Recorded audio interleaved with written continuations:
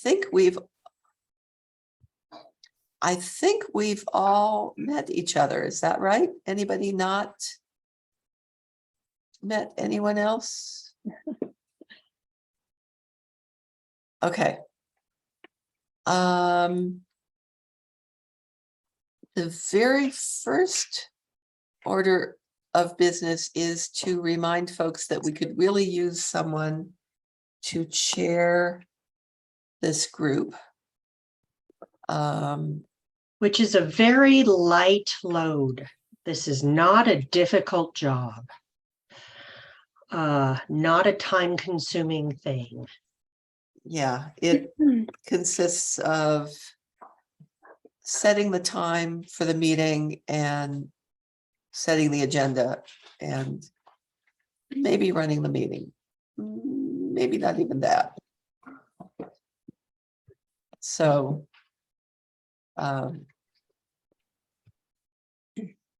got your note, Beth, that your video is unstable. Unfortunately, our office video is not wonderful.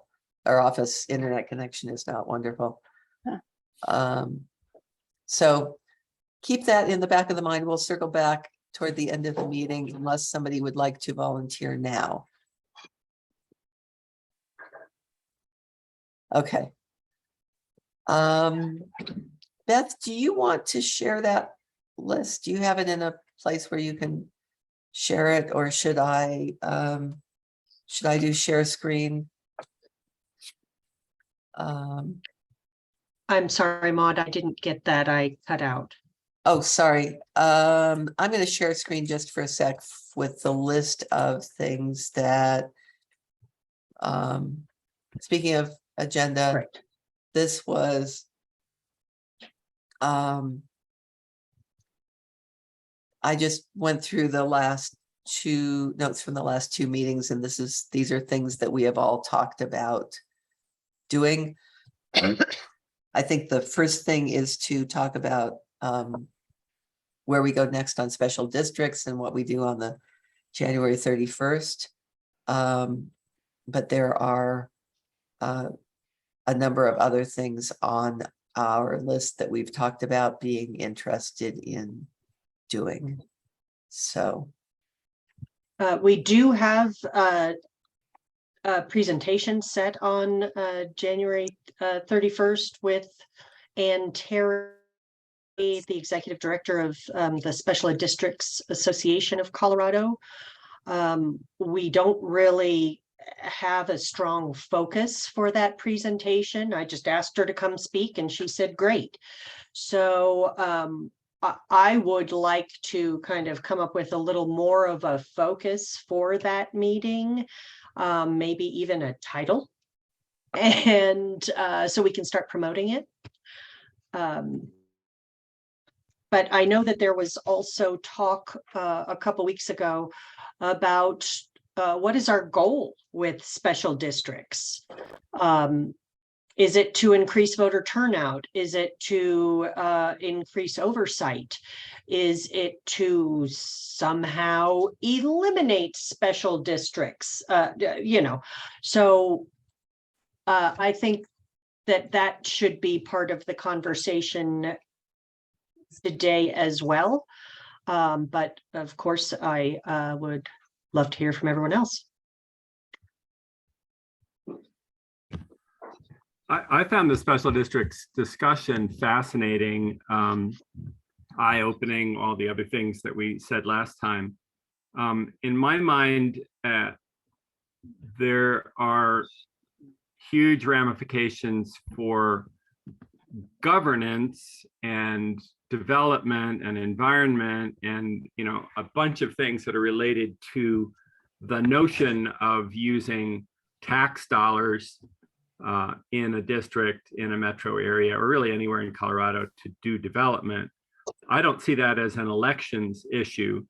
In the elections realm, I see special districts as desperately needing anything in the way of notice, accountability, ballot access, auditing, security, like the list of missing things in them from an election standpoint is significant, but I don't know. I mean, I don't see that as the focus of most of the folks, and and as really being as important as all the import that it has for development and environment and water and everything else under the sun. But so I guess I don't know how worthwhile it would be to focus on the elections, what I consider at least the elections aspects of special districts, except in the realm that, as I tried to do last time, it might help to point out, basic flaws which require actual time, energy, money to do, which might, if required, reduce some of the abusive potential. So a couple of quick notions from my standpoint. Well, one of the problems is just even having an election or the notification that you're not going to have an election. One of the things Maud kind of asked some questions about was, what did the non-metro special districts look like? And so I kind of worked on some of that over the last 2 weeks. And it was interesting, just the ones that have year after election after election after election have canceled their elections.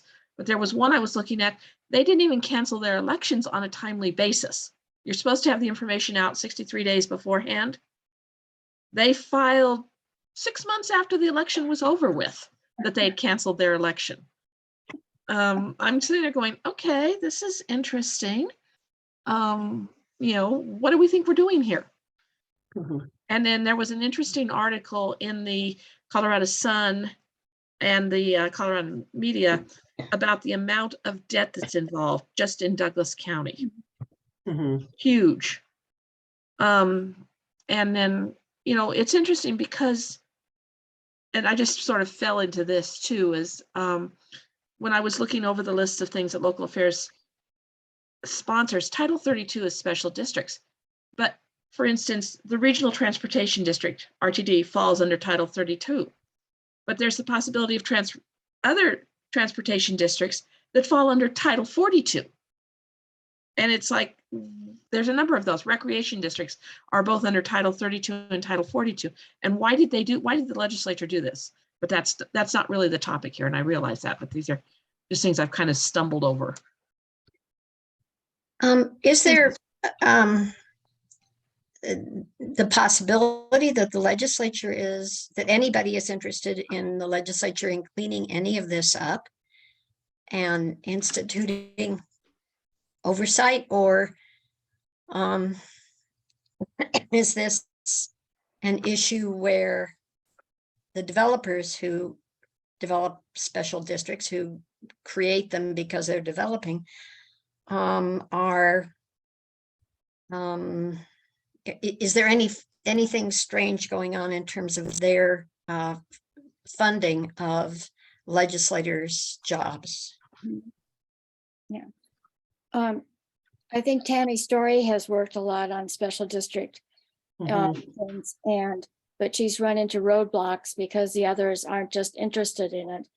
And I guess that's where my interest lies, in what kind of reforms are needed, and is there action that we could take as a state league in helping bring this issue before Mhm. the legislators, so they're aware of it, and maybe supporting some of the reforms. John, do you want to talk to Tammy Story's legislation?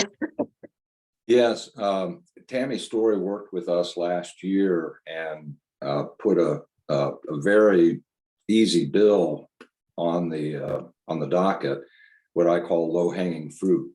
There was one provision that said special districts should be allowed to have citizen initiatives. They don't have them in special districts. Of course, they do in cities and most counties. But long story short, she was undercut by her own leadership. It was so bad that a very easy bill never made it out of committee, and she never got any support from any of her colleagues for that bill. We went to the Senate and had a little bit more success. But long story short, Tammy and Andy Basenecker were our shining stars. They made final statements that were very passionate and really captured the spirit of the reform that needs to take place. So our assessment, my assessment, is there's a crack in the door.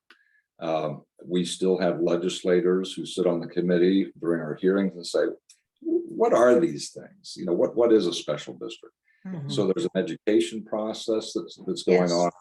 And what we have found is in every instance where we have an opportunity to either debate or present with equal time the abuse position in conjunction with the industry position, which is what you'll get from Ms. Terry, light bulbs go off. Every time we've had an opportunity to sit down with legislators and explain it to them, show documents, because the documents speak for themselves. It's not us. We're not creating this issue. The documents speak for themselves. And in every instance where we've had equal time and equal opportunity, equal access, we succeed in explaining to folks. And again, the light bulbs go off. They get it. That's a slow process. We've done it 2 years now. And when we started, there were probably no legislators that were really getting it. And now I don't have a number, but I'd like to say we've got at least a dozen or so that are really beginning to focus on it. There were a couple of folks, I can't remember their names now, but so, and I guess jumping ahead with respect to your meeting and presentations on the 31st, we would love to be able to present in addition to Ms. Terry, and you can hear both sides of the story, ask us questions. And every time I've done it, I've done it in front of city councils, I've done it in front of the legislature, light bulbs go off and clarity emerges. So we would welcome the opportunity to participate.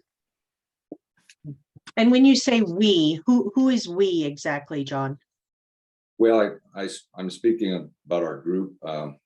And in particular, Brian Matisse was on the call last week, Sure. 2 weeks ago. He and I are probably the most knowledgeable. We're both attorneys. We know it inside and out. So if you had Ms. Terry there and you had someone from the Metro District Education Coalition, which is the lobbyist organization that was created in response to the Magoya articles back in 2019. If you had someone from that organization, Ms. Terry, and then Brian and I think you'd get a really balanced presentation. If you just want to have Ms. Terry and one other person, either Brian and I would do it. I would love to do it. And I know Brian would too. And how do you see this presentation being structured? Well, I think based upon past experiences, what you will receive from Ms. Terry is they have I'll call it canned, but they have a presentation that talks about special districts, soup to nuts. And it talks about all of the issues that you're touching on. It talks about the governance, it talks about the financing, talks about what developers do and why they do it. It talks about the interface with the city and the county. And then we would do the same thing. We would explain Okay, the other side to it. great.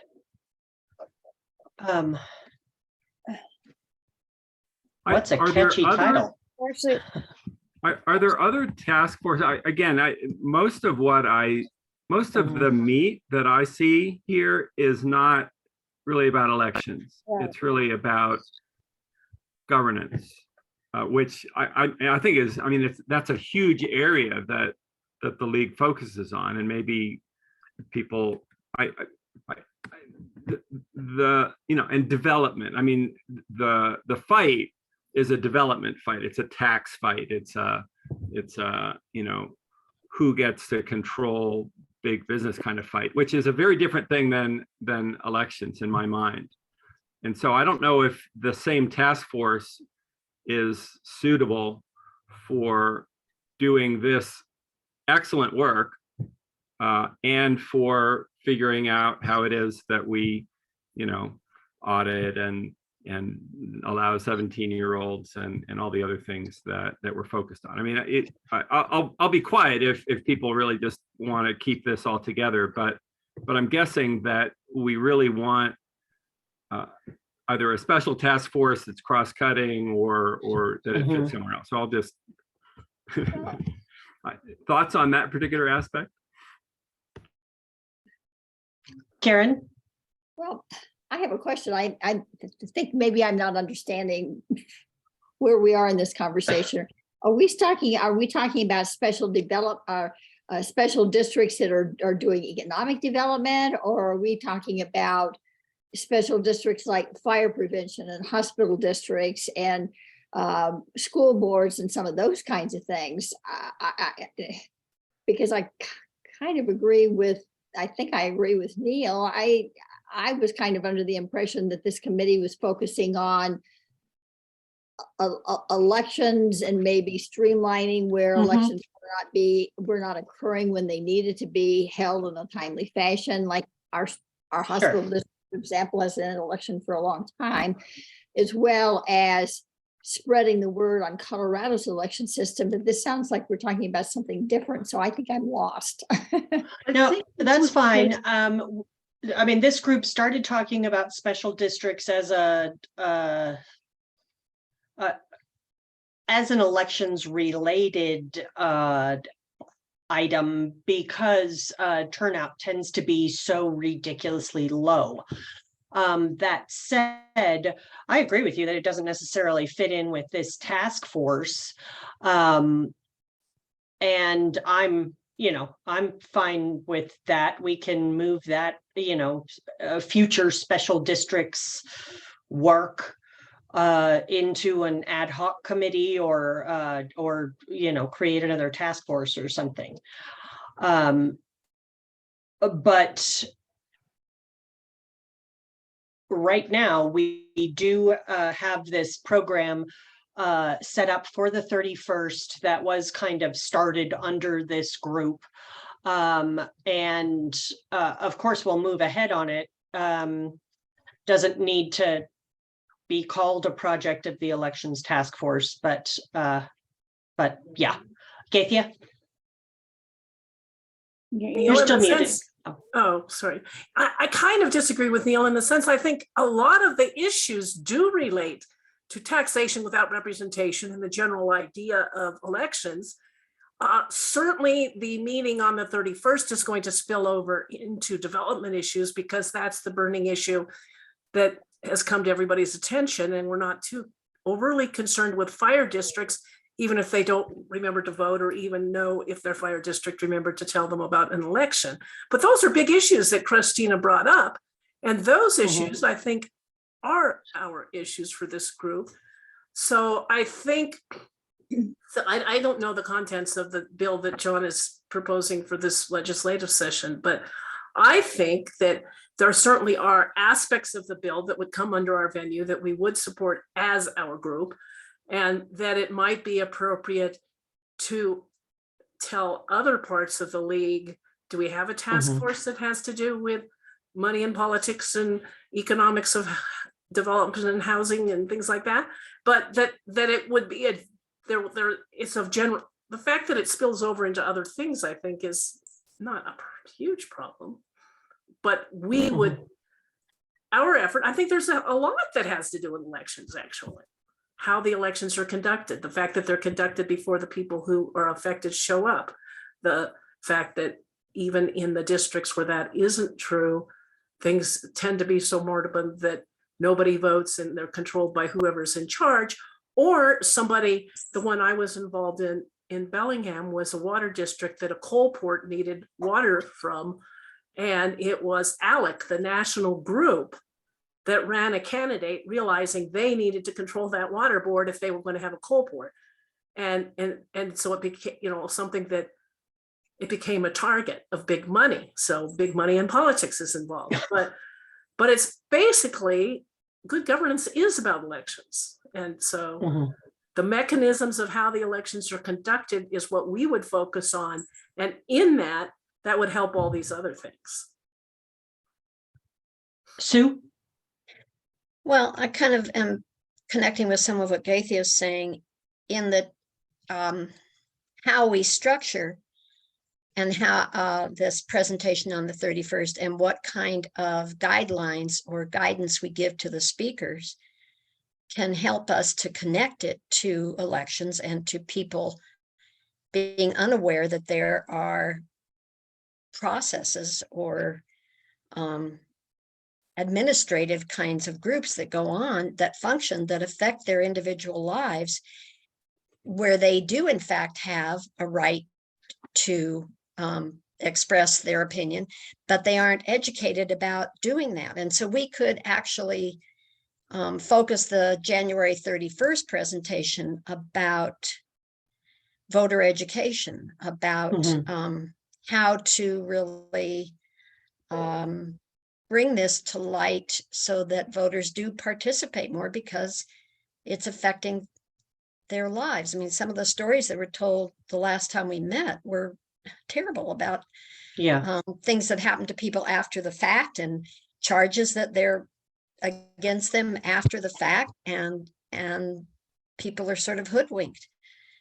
So if we focus primarily on where those egregious kinds of things happen, not the overall fire districts or hospital districts or things like that, but on where people's rights are sort of being hidden from them, but where they could exert their opinions and have some power. Christina? Gaithia covered a lot of what I was thinking, but it does start with the elections. Because if we don't get people out to vote, they will not know. But in order to vote, they have to understand the importance of it. So we almost need to have this presentation from Ms. Terry and from John that talks about what the special districts are, what the damages they cause, what the good is out of them, and what's going on in them, because nobody understands it in the first place right now. And then we can turn our focus into the election side of it, because elections are everything. If you don't vote, you don't count, and you don't know what's going on. Maud? I agree with Christina. I think we need a base for people to understand what special districts are and why they exist and how they exist, to then understand why those elections are so important. Excuse me. If there are folks in this group who don't want to work on the special districts, I could see there being a special districts subcommittee. I'm sorry we didn't get any of the housing people here today, but maybe we can reach out again to that group, because it certainly overlaps. Maybe we can reach out before the 31st. And I don't know if it would be two other things. I don't know if it would be too slanted to title the 31st of what you don't know about special districts can hurt you.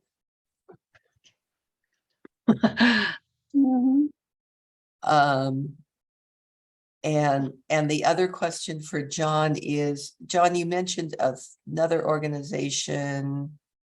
MDEC. Yeah, what is that group? When you look at their page of sponsors, it's a group that was created by all of the attorneys and some of the accountants and management companies that are developer oriented.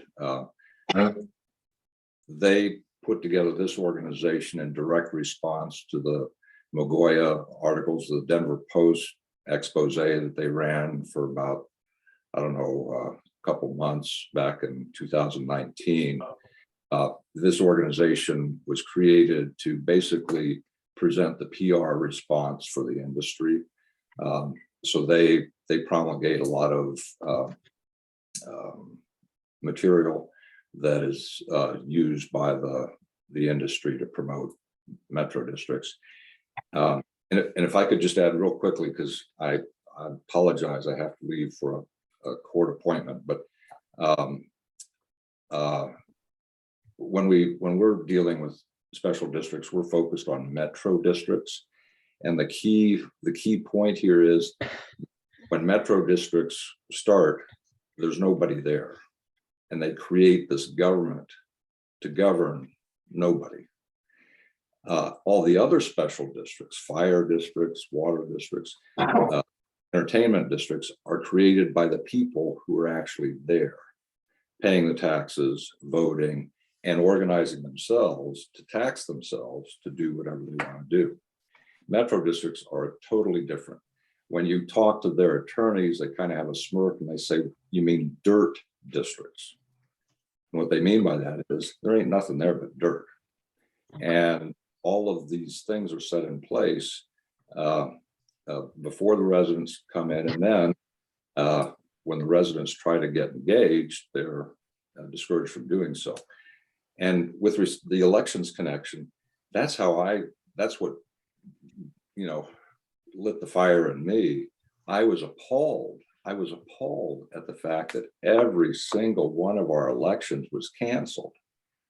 And it was canceled because nobody would run. And nobody was running because the developer said they couldn't. And when you look at the essence of all of the abuses, they all start with an election. There's the first election where they have these ballot issues and they take away everyone's right to vote on debt and taxes through the TABOR. They eliminate TABOR. They vote to impose billions of dollars of taxing authority. They vote to impose up to 18% interest on loans. They vote to essentially say the only people who can issue bond and tax debts are the board of directors. And of course, the board of directors for the next 11 to 20 years is the developer. Then when you get to the actual elections that are supposed to be held, I've looked at hundreds of them, and I have yet to see a district where they didn't cancel most of the elections until just recently. And it's the elections that give the board the power to do things like spend money and issue bonds. And the residents are precluded, or they're not part of that process, and that's deliberate. In an article that just came out in the last couple of days through the Denver, it's the industry publication of, I can't remember the name of it, but anyway, it's the newspaper that for the construction industry, excuse me, the spokesman for MDEC said, yes, it's problematic when residents challenge these agreements that the developer entered into with himself. And he explained the way these things are supposed to work, all of the debt is supposed to be created and paid before the residents can get control of the board. And how do you do that? You suppress their participation in the election process. And there are three things, techniques that they use. And we can go into that in detail, but at any rate, I apologize, I have to run, and but I look forward to participating if we have that opportunity. Thanks so much. Thanks, John. We'll be in touch. Okay. Great. John, just to be clear, Betty? never Oh. mind. Okay. Oh, Sorry, Neil. Betty? Well, I'm sort of picking up on what John was saying, that a lot of the reforms that I think we need to be looking at have to do with the elections. Because letting the developers make all the decisions before the people who live there are eligible to vote or are given the right to vote by the developers, that's a big area that reform is needed. So that's a tie-in to reforms and the election law kind of deal. And the other thing that I'm wondering about, I'm not sure so much we're focused on avoiding abuses and the voting, making sure that's fair, that we have representativeness and accountability and that sort of thing. I'm not sure I see this as needed to be a pro-con kind of meeting. Mhm. You know, we can get, I think Ann Terry would bring information about how the districts function and what their purpose is and all that sort of thing. But I don't know that we would need to include the MCE district or whatever that was. I'm not sure we need to present this as a pro-con kind of thing. I think we have our positions that support fair elections, accountability and those sort of things that we can lobby on. So we need to know the history of some special districts, which Brian outlined very well for us last time. And then, you know, from Ann, how the special districts work and are run. And then the abuses, which John brings up very nicely. And then look at the reforms that are proposed for those abuses. And definitely those abuses include the elections kind of things that this group sort of got into the whole thing on special districts because of the election abuses. So anyway, that's sort of where I'm at. I'm looking more at what Lee can do to help make special districts or metro districts or whatever work. So that's my 2 cents worth. Okay. Well, and take away the mystery of them. Mhm. Neil? Thanks. This has been really valuable, and I really agree with much of what's been said. And I think there's a huge amount to be done on elections in the whole world of special districts, and that includes all of them, the school boards and the others that don't have such problems with how they're created. We still want to actually run the elections well and make sure that there's good turnout and things like that. I guess so is it Bet or Betty? How do you? Betty, yeah. Betty, thank you. Who was it that you said, did you say MCE? Is that, I might have missed some of the conversation. That's the metro district that developed the PR that John was referencing. Okay. The And Metro there's- District Education Coalition, MDEC. I put the webpage in the chat box. Fabulous, thank you. So, and as I mean, some of my reaction is just coming from a much broader perspective of being mad about Tabor and how Tabor has been used by, you know, the result of having Tabor means that this is the only way that development seems to happen in Colorado anymore, which is fundamentally the problem. And we're still trying to get rid of Tabor, I know, and I'm sure we have great positions on that. You know, so I don't want to have this committee necessarily, you know, maybe in a subcommittee, but, you know, embroiled in those questions, which are, I'm guessing, really knotty and really difficult to get, you know, agreement really in lots of parts of the legislature. So that's kind of one of the harder things.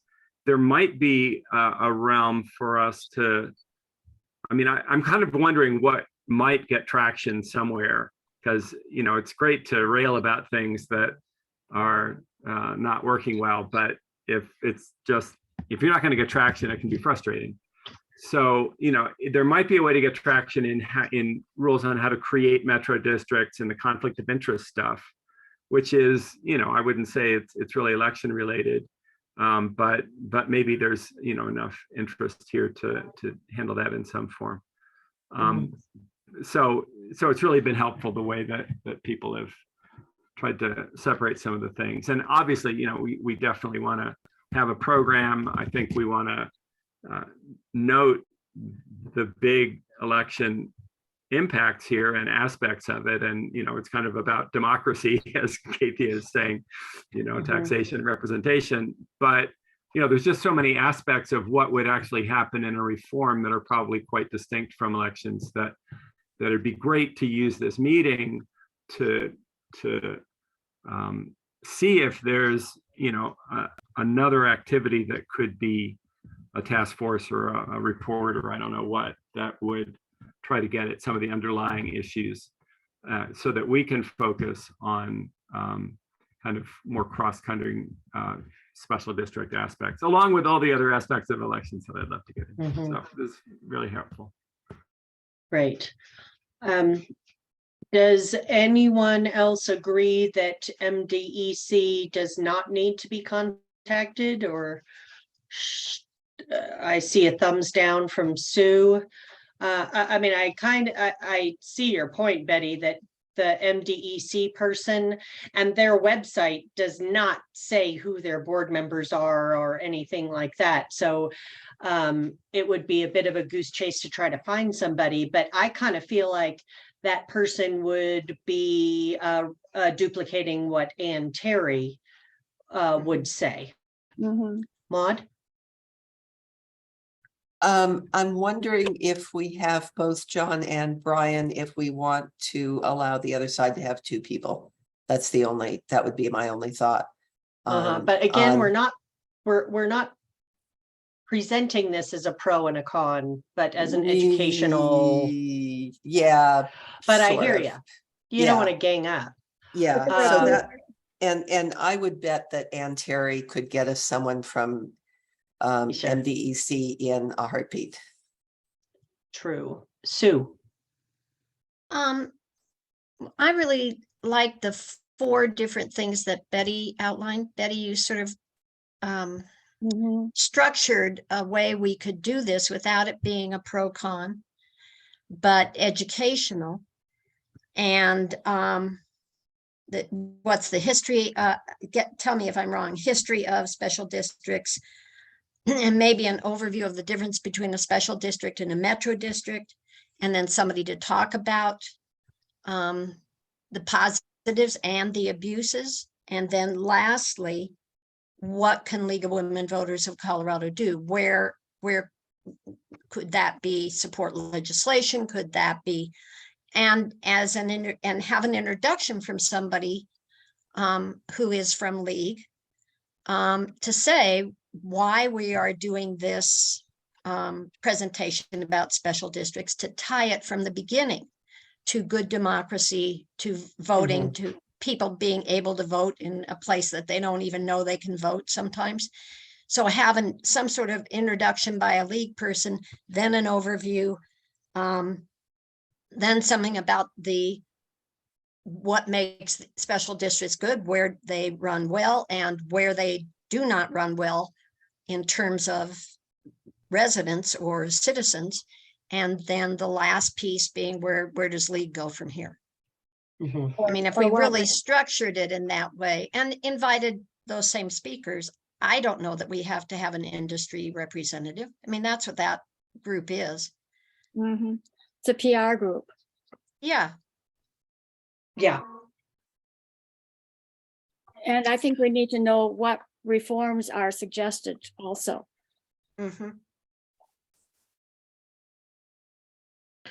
Could that just be a question for everybody? Is what reforms would you propose to make special districts more representative? We do have the text of Tammy Story's bill up on the Elections Task Force webpage. Would we want her as a speaker? She's too booked right now. Who was that? I'm sorry. Somebody asked if we would want Tammy Story to speak, and I'm going, is she too booked right now? We don't know. Yeah. And the other thing is, just because it is educational, Jennifer asked, who's our target audience? Do we want to make sure we get these invitations out to the legislators? All legislators are on our email list. Our Friday email blasts go to everybody.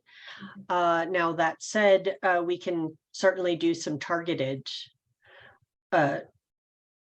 promotion. But would love ideas on that. We always share promotional information with speakers and encourage them to, share with their networks as well. But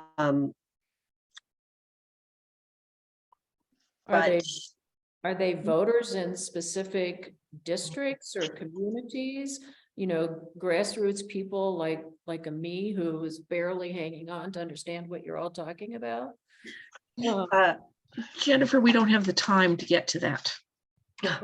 That is the problem right now. Even identifying exactly which districts have problems and a contact person within that, it's nearly impossible because the contact person is almost always the attorney that they have listed on site. So, short of walking neighborhoods, you don't have an option. And even determining which ones are problems and not, it's such a detailed work. I've spent most of since our last meeting trying to go through the general list and separating out between what's a Title 32 and what's a non-Title 32 and what do some of these mean. For example, Larimer County, Fort Collins is doing something really different with improvement districts. Don't ask me what it is, but they have 100 of them or so, whereas no other county is making use of them in that magnitude, I guess is what I'm looking for. So the detailed analysis that would be required just can't be done right now. well, and plus there's how many 4,200 special districts in the state?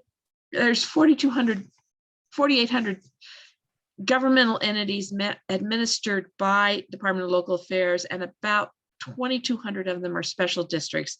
And then there's a sub breakdown of that of metro districts. So 2,200. Yeah. And that right there kind of answers your question, Jennifer. I think it's daunting and overwhelming.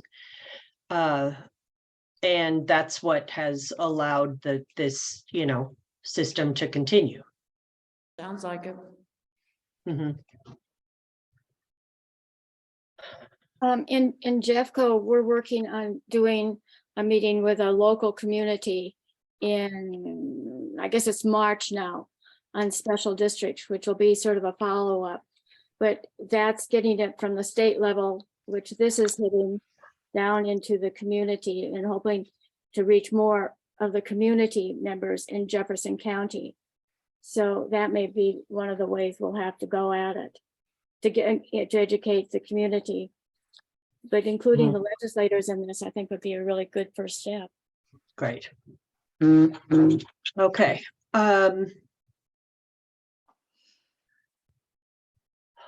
Do we feel that we have talked enough about this topic and this presentation?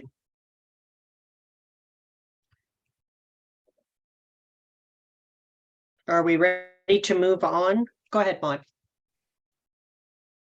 You're muted. Sorry, between coughing and typing. So I think we have an agenda. And then, and we have one speaker and two who are willing. And then the open question is, do we want someone from Metro District Education Coalition? And either way, I think we need a bland title because I don't think that the other two speakers want to come, even think that there's a problem, perhaps, so I don't, what you don't know could hurt you is not what they want to hear about, to speak to. Maybe you could just say, what do you know about special districts? Yeah. What you need to know What about you need special to know about special districts is fine. Yeah, very neutral. Yeah. Great. I doubt that's going to get much interest. Yeah, I think we need something catchy. The elections you don't know about? Yeah. Yeah, the elections Special with districts, the one- elections with you don't know about. 1% turnout or whatever. Mhm. Okay, Did people notice in the comments, Celeste put a comment about what League of Women Voters of Boulder County is doing, looking at turnout with regards to things like special districts. So that's a group we could segue with probably. and excellent segue, Celeste.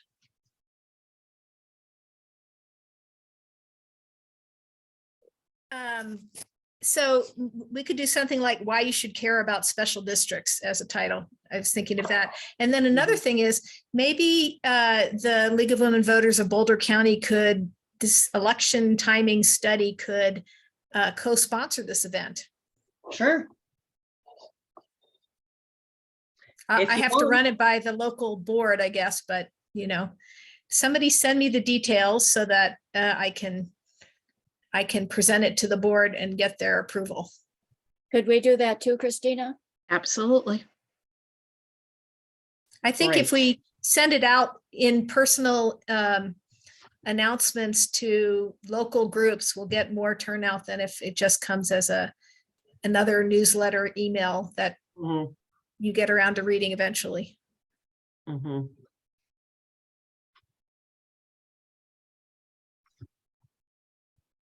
Great. Okay. We will be in touch via email about this.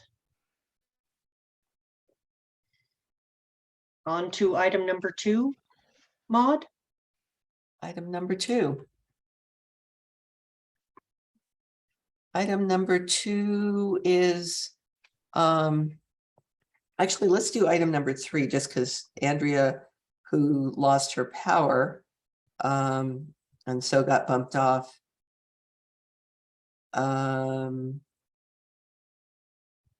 Speaker-elect McCluskey said she does not have a firm position on it, welcomes more info. We shared the fact sheet with her. We need to follow up with Megan Lukens to see if she connected with Fenberg.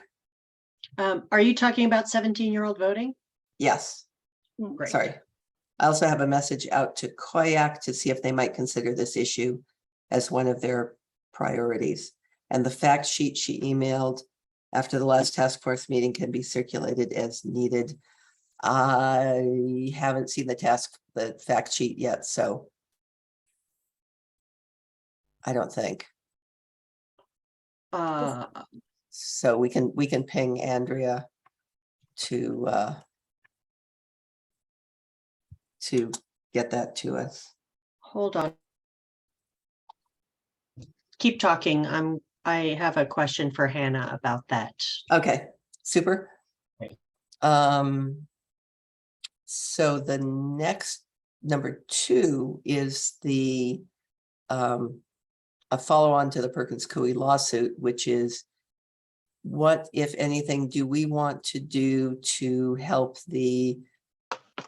what was the number in the Perkins Coie lawsuit? I think 20,000 people who did not cure their ballots.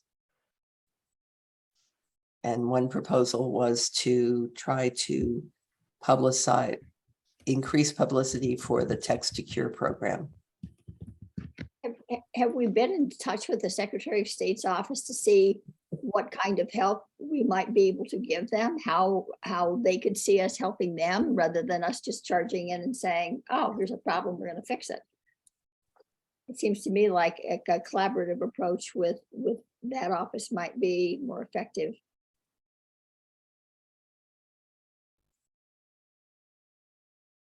We have, as far as I know, we have not been in touch with them. And that is a good idea. I'll just also note that when, in earlier conversations, I think it's easy to see a number like 20,000 and think that, some huge fire is going on, when it's quite possible that people looked at election results and said, oh, my vote won't matter, so I'm just not going to bother. So Absolutely. I would love to have more data, and we asked for it, and I don't think they had it, which was one of the reasons that I wasn't thinking that it made sense to proceed. But that's not to say that I think we probably should, someone should pursue getting better data on cure and better security around how cures happen and education. Those are all good things, but I don't know that we have that the lawsuit presents unbiased data that should guide our action. That's kind of first I place to think start. Karen has a good point in terms of our contacting the Secretary of State's office, because they may have some other things that they are wanting to do in addition to text to cure. Possibly, I mean, when I worked there, they were concerned about the signature mismatches and why that was happening, and the specific groups who were showing up where their signatures caused a mismatch to occur and their ballots to be tossed, because they may be thinking about some other kind of technology other than people's signatures. And I think it would be good for us to know if they're doing that to Texting, stop the problem at the point, stop it before it happens, not after it happens. texting doesn't work for everybody. And specifically, the person that I've had to help cure ballot is my father, who had Parkinson's disease. And he couldn't have operated a cell phone at that point. Well, again, I think this gets us back to, do we need to have a conversation with the Secretary of State's office to say, Right.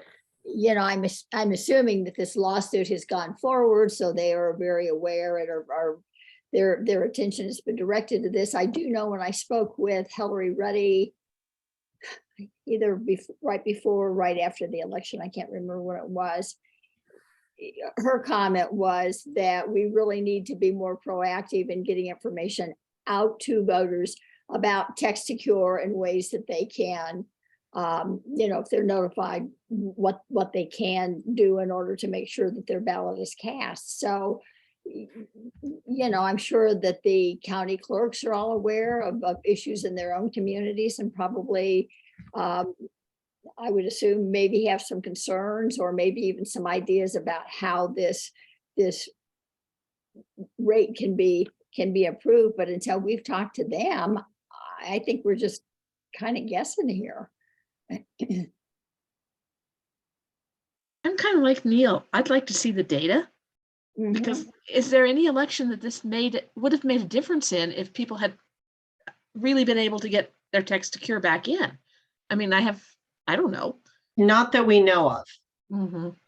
But again, that's something we can always promote too, eventually, if we know the data and say, hey, man made a difference here.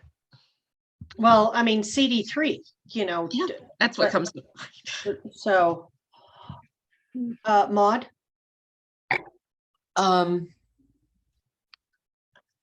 So I'm hearing a conversation with the SOS and a conversation with the Clerks Association if we can ever get Matt Crane's attention. Good luck. Does he have And- a day job? I mean, isn't that his job? His job. So it's not Yeah. like it's a volunteer position and he's a busy lawyer on the side. I don't think so. Yeah. Anyway, As far as I sorry. know. Yep. No, we can rant on that. Who among us should, and maybe it's Andrea who is not here, and so of course a good person to nominate, because she can't defend herself, should be the person to reach out to SOS. I'd be happy to contact Hillary Ruddy. We've had a conversation in the past. Unless somebody else would like to do that or has a closer relationship with her.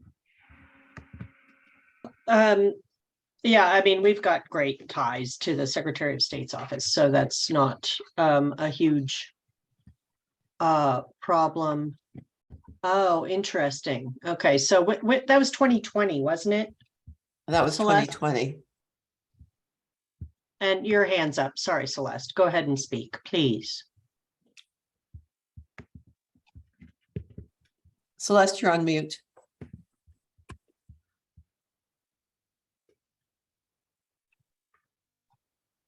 Okay. Sorry, I was having trouble getting on. So I've said what I wanted to say, and I'll lower my hand. Thanks. I just want to point out that one. Yeah. So do we have 2022 statistics or do we only have 2020 statistics? Because I'm looking this up. And in 2020, there were 21,838 ballots that were rejected for signature verification. I don't see if somewhere along the line when we were doing the white paper, I read 11,000 people cured their ballots through text to cure. So I don't know if that applies to that 21,800 some odd or not. And we don't have any data about 2022 elections, about the midterm elections. And so those would be other things I think to ask somebody in the Secretary of State's office. We need the information specifically about how many people actually did use and were successful in using text to cure, as well as how many ballots were initially rejected. Mhm. I remember hearing at some point there were, and this was probably 2020, Sue, 29,000 rejected and 7,000 cured of that 29. So still 22,000 rejected. But I think I got that from Perkins Coie. So, I'd rather get it from the Secretary of State's. I would too. This was an article in the Colorado Sun in November of 2022, but the numbers relate. That says this year, there were between 1,300 and 1,400 uncured ballots in Larimer County. Okay. So, it's all over the place. So I think we need to have more accurate statistics. I absolutely agree with that. But I worry that Neil is absolutely right in that a majority of people, get their notice to cure when, races have already been informally called. And, if someone's, I'm not sure I would take the time if the race had already been called. Here's another thing that the Colorado Sun says, since 2020, more than 16,000 ballots have been cured using the text to cure program. Mhm. But again, these are like a little bit here, a little bit there, a little bit here. We need the whole picture. But I don't know how can we get the whole picture of intent without tracking down and interviewing a bunch of these voters? Maude?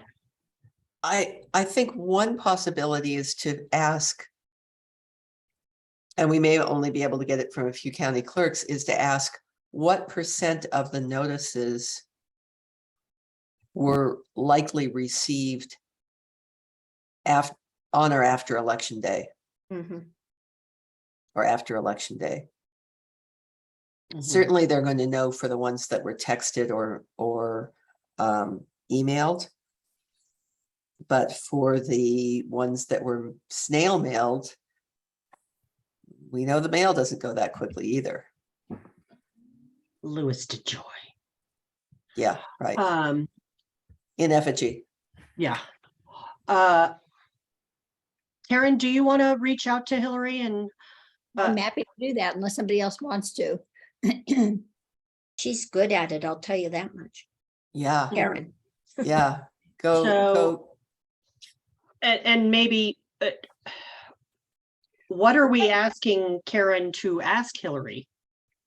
Okay, so what we need to know is, and it would be helpful, would it be helpful to know for both 2022 and for both 2020, yeah. 20 and 22, what the number of disqualified ballots were, the total number initially, how many of those ballots were cured, and a subsetting of that would be how many of them were text to cure, how many of them were cured in other ways, people actually going down to the county clerk's office, etc.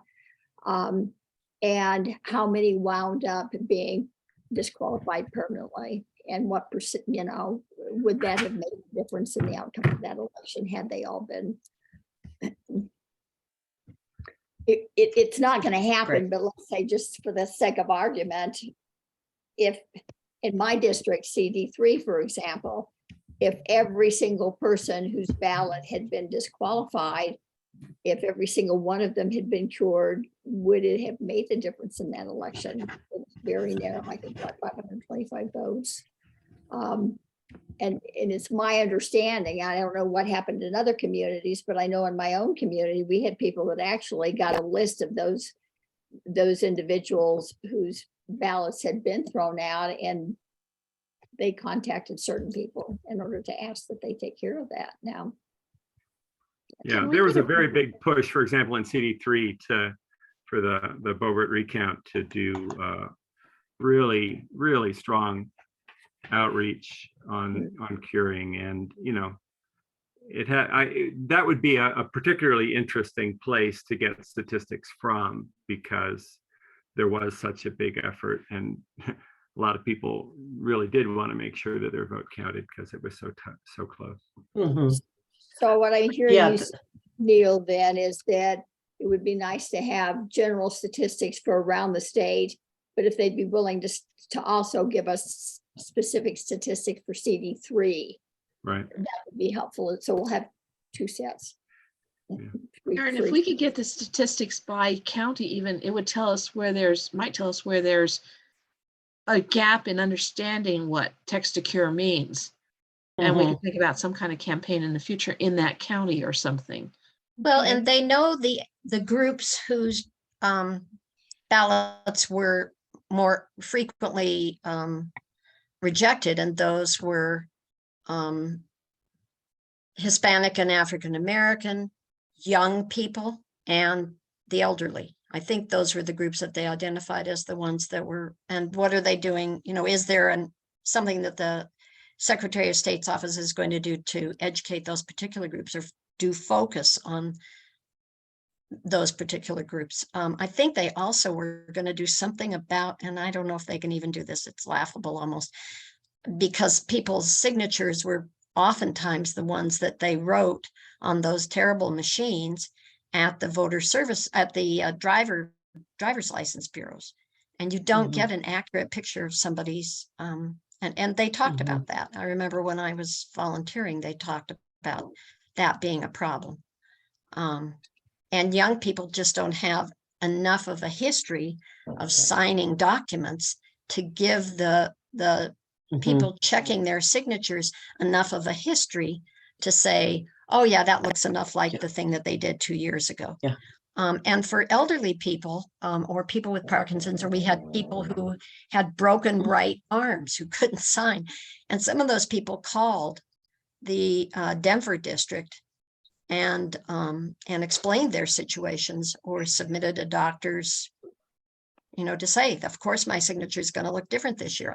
I can't sign because my hand's in a cast. So they may make some leeway that we don't even know about. So Susan, we're looking at dividing that between the young, the elderly, and the Hispanic. Was there a fourth group there, or there's three? Black and Hispanic. Black and Hispanic. People of color in general, their signatures were rejected more often. Young people or first-time voters were rejected. And the third one, I think, is older adults, or fourth one, I guess. I think that's what we were told are the most. Mon?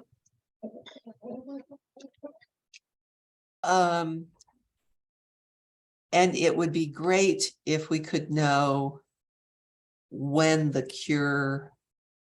message that people got, when people got the message that their ballot was rejected and they needed to cure, about what percentage of those got them after Election Day. And that may be hard that may be tough info to get. Mhm. It's my understanding that the signatures are updated in the database every time a new signature is received. It doesn't make any, doesn't take away the validity of what you're saying, Sue, because those little signature pads at the DMV are horrible. And young people don't have a history of signing many things. Well, aren't they- And they don't necessarily write cursive at And all. that was the other issue where they were considering, is signatures a good way to validate who the voter is anyway? I mean, are they looking at maybe some other technology? I don't know. Neil, do you know of any other technologies in the discussions you've had with some of your colleagues? If there are other ways that other approaches that are being considered that might be better than comparing signatures? This is absolutely one of the hardest aspects of our vote at home system. It is hard to get really good, secure evidence of eligibility to vote. And signatures is the best we got. And, if you need signatures, you need to look at them, and you can't look at them for all the reasons you pointed out. I mean, there is a recommendation to pursue better methods our position talks about using best practices in a very relaxed kind of way. The last national the National Academies of Engineering and Science said this needs to be studied more. The right way to do it is the way Estonia does it. Estonia is actually the world leader.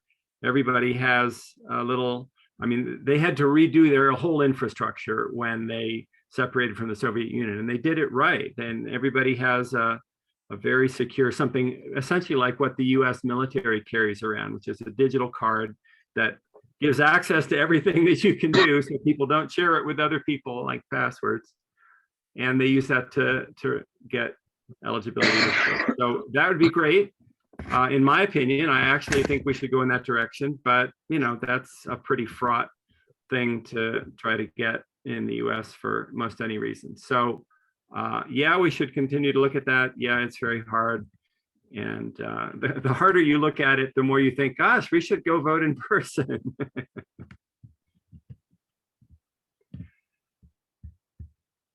It comes full circle then, doesn't it?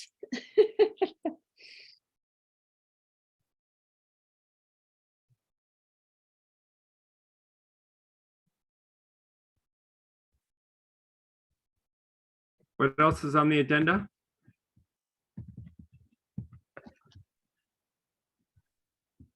Seventeen-year-old vote. Which we talked to I gave Andrea's thing. Is the fact sheet going to come out to the task force? I just, it is being posted on the webpage right now, and I just put it in the chat box. Fantastic. You and Hannah are awesome. Thank you. And the next thing is, and Beth, we don't know anything else on the Perkins Coie lawsuit, right? No. Okay. Outside of, one small nonprofit plaintiff and 2 individuals. But it has been filed. It has been filed. Yeah. Yes.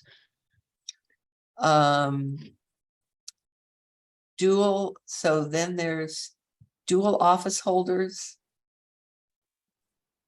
Did that person win? There was someone who was running is a state legislator and is running for a city office. Is that right?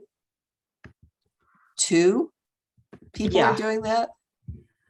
I should probably speak about this one. Apparently 2 quasi Jeffco legislators are running for Denver City mayor. I was just told that this morning. Two So- Jeffco legislators are running for Denver Well, City they Mayor. represent a portion of Jefferson County, but they're obviously in Denver County too. I don't know which ones, but they're running for City of Denver mayor. I have the list of Chris Hansen is a state senator running. And then, let me pull up the list here.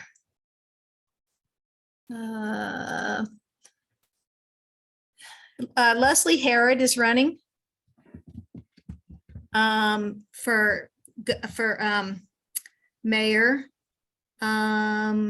Alex But just Valdez is because- running for mayor.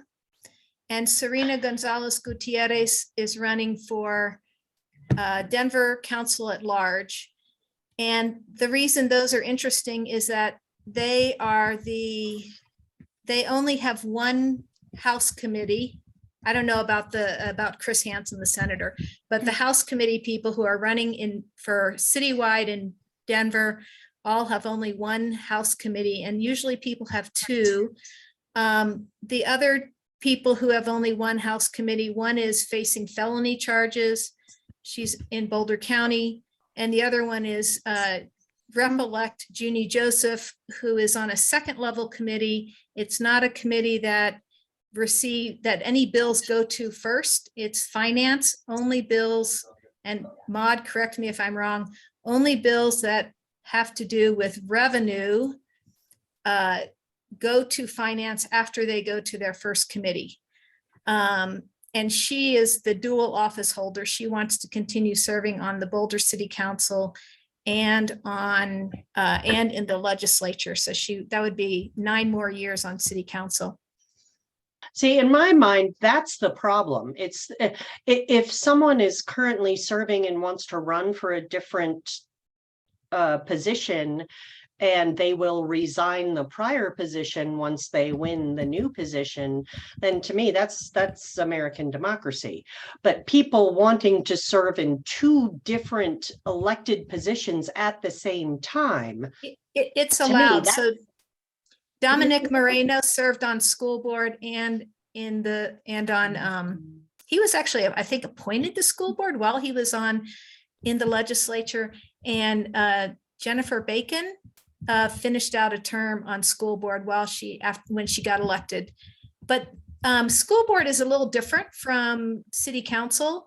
The Office of Legislative Legal Services put out a memo saying that this is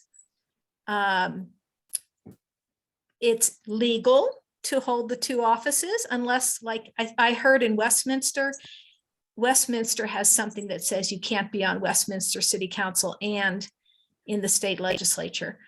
But evidently it's legal for somebody to be on Boulder City Council and in the state legislature. And a letter to the editor has been submitted, and I am the main signer of it, asking Junie Joseph to resign from, and there's no league involvement in this at all. But Okay. since we're on the conversation, I'm telling you, asking her to resign from city council. And there are 50 people, all from House District 10, who have signed it also, all voters. How can they do justice to both jobs? I mean, I understand that there are some jobs where it doesn't make that much difference or there's not a conflict. But when you have 2 jobs that are really very time consuming, how do you do justice to those? Officially, they're both Yeah. part-time jobs. Well, but you and I, we all know in this group, there is no such thing as a part-time job. especially with this kind of thing. Happy Haynes had 2 positions too at one time, didn't she? So nobody has been on a city council and in the state legislature. We cannot find a record of that. Now, Okay. Junie Joseph has said she's mentioned hospital board and legislature, water board and legislature, school board and legislature. But I have not heard about city council. So I mean, I the don't know other- that the league needs to weigh in on this. I'm going to go to the charter commission meeting in January for the Boulder City Council and suggest that they put something there saying you can't do both. And maybe she will yet resign. I think she's going to not do a very good job, and maybe her health will suffer. I mean, these are all then her health suffering is her issue. Not doing a very good job is bad for HD10 and for the city of Mhm. Boulder. Yeah, I think this is also tied into other questions about, general hassles and difficulties with the natural move from one office to another and what happens when there's a vacancy. So, the reality from the standpoint of people who strongly supported Junie in the city council is that if she resigns there, there's a full year in which she won't be represented and no one will replace her. So, and there'll be 8 members, and 8 is a bad number for a council. So, I'm sure that she got pushback from people who said, hey, I voted for you, I want you to stay on council. And maybe said it's part-time both ways and maybe you can do it and whatever. This is not easy, but it would tie into, and I don't know if League has positions on how to deal with vacancies. I mean, there's other huge vacancy issues. I think the way that she was elected to replace the candidate for the legislature was also problematic because, it was a very small group of people in a single party that decided it in a way that didn't have lots of rules around it. It's tricky all around. I don't really quite know how to think about it, but it's a generic So- difficulty. A little background, Edie Hooten won the primary for reelection for a 4th term. And then she decided after she was the Democratic nominee that she would not run in the general election. So a vacancy committee of 68 members ran a meeting, an election to replace Edie Hooten on the ballot. I was one of those 6 candidates, just full disclosure. I think I was the best person for the job, maybe not the best candidate, maybe not the best speaker, a white privileged woman, but whatever. Anyway, moving on. And Junie Joseph won it, and we used approval voting in the first round, yay. And then we used single elimination voting in the next 2 rounds, yay. So I was happy with the process. It was all done via Zoom. But then she ran against the Republican, and the League of Women Voters invited her to speak at a candidate forum, and the Republican agreed and she declined, which I felt was unfortunate because only 68 people had gotten to weigh in on her. And it's a safe seat. It's either the safest or the second safest Democratic seat. So I actually contacted the Democratic Party leadership and said, put some pressure on her to show up for this debate. And somebody did call her, and the league tried again, but she never responded. So anyway, the latest thing is that I've submitted this letter to the editor, and she has written a blasting thing, mostly about me, not at all about holding 2 offices. So it'll be interesting. Maud, she is vice chair of finance. That's her only committee assignment. Maybe I will recuse myself from testifying in front of that committee, especially if she's chairing it. But anyway. I'm not sure that finance actually takes much. They're a second testimony. level committee. Everything goes to something else before it goes to finance. Yeah, So she's got I'm the not lightest sure. load of any legislator. I'm not sure finance And takes much My understanding testimony. is there's consternation at the Capitol over her trying to hold 2 offices. So you can always submit testimony though, right, Maud? I mean, ahead of time. We are, I think we will have a revenue team, and I don't think it's a problem for you to rotate out if something comes for a hearing. If a bill that you're following goes to a hearing before finance, you Okay, could ghostwrite something and somebody else can take great. care of it. So Great. I don't think that's going to be a problem. Okay. Sorry for the mess, everybody. Yeah, I wanted to bring up another topic. I'm not sure what the agenda or the list is, but there's an interesting topic that I'll bring up when it's a good time. The only other thing on our list was replicating Colorado election practices in other states. And we've been going for an hour and 25 minutes. And I'm thinking an hour and a half is probably as long. We've lost several people. Yeah, let's hand it over to Neil. Go ahead, Neil. We Yeah. can drop that last agenda item for. Yeah, I mean, that one will actually fit in well when Gaithia and I come back at the next meeting and are able to address, at least give a quick update on auditing stuff. I just wanted to briefly note some of the more interesting election news of the last week, which is that in Oakland, California, Alameda County, an election was overturned after certification because they tallied it incorrectly. And they tallied it incorrectly because of the complications of how ranked choice ballots get tallied and interpreted, and people choosing the wrong things, and bad testing and no auditing and very little transparency. So I think we're going to have a lot of lessons to learn there about all of those practices. But let me put something in the chat window about that so that you have a sense of what's going on. We don't need to Can I talk about say it here, and something? it'll fit into some of the general comments I'll have about Colorado. But Can I say something about that also? Because I've been talking to somebody from the RCV Resource Center, and the media is not reporting the problem correctly. They're saying, oh, people left the #1 ranking blank, but in fact, they put a write-in candidate there. And Dominion did not catch the write-in. And so they eliminated this person. Was that the person who later won or something? Anyway, so the reporting is not correct. I just want to point out that whenever you see them, they're talking about suspended ballots.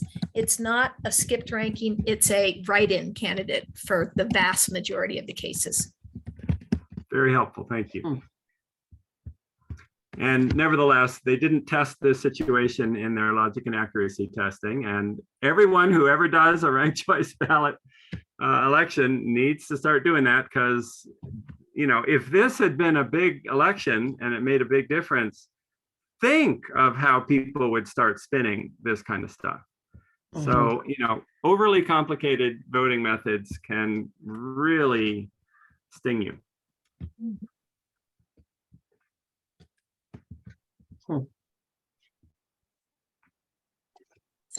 Thank you, Neil and Celeste. Is our next meeting January 31st, when we are going to have a general presentation on special districts? Is that the I next time we believe gather? so, unless anyone feels we should have one in the meantime.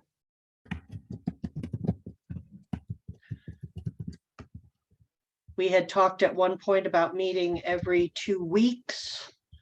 But I think the special districts thing kind of took over a bit. So We're going to be slammed soon with bills in the legislature. you got that right. So do you have everything you need to set up the meeting on the 31st? Do you need to have another meeting before then, or are you good to go? I feel like we're good to go, especially with your structure, Betty. Thank you for that. Does everyone agree? Yes. Thanks, Karen. Thank I you, have to Karen. go. Yeah, thank you, bye. Okay. So I'm hearing from Celeste, and also thinking of my workload, that we maybe don't want to do every other week, that maybe the 31st, and then the next one would be, do we want to go back to the first Wednesday after that? That would be Sure. a week later. The first Wednesday is the day after. Oh, That would not be so good. well. It's the 31st is an evening meeting, is it? Or is it It daytime? is. That's It at is an Evening. evening meeting, 5:30, is it? 5:30.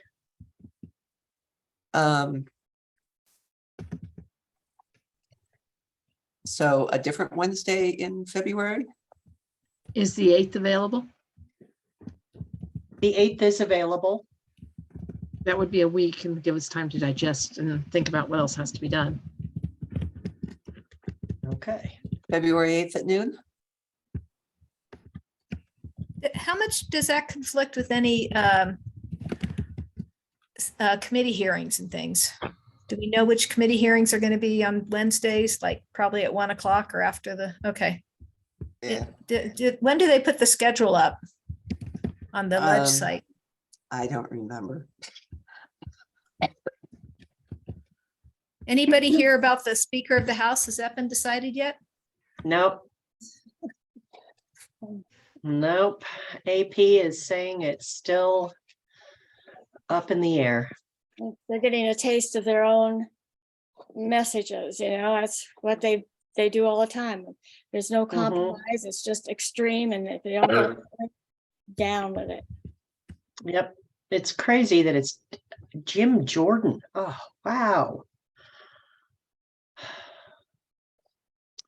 Okay, anyway, Okay, I think Thanks, we are all. set. I will distribute event promotion materials to this committee so that y'all can send it out as you see fit as well. Thank Great. you. Thank you. Okay, thanks so much, all. Happy Thank New you. Year.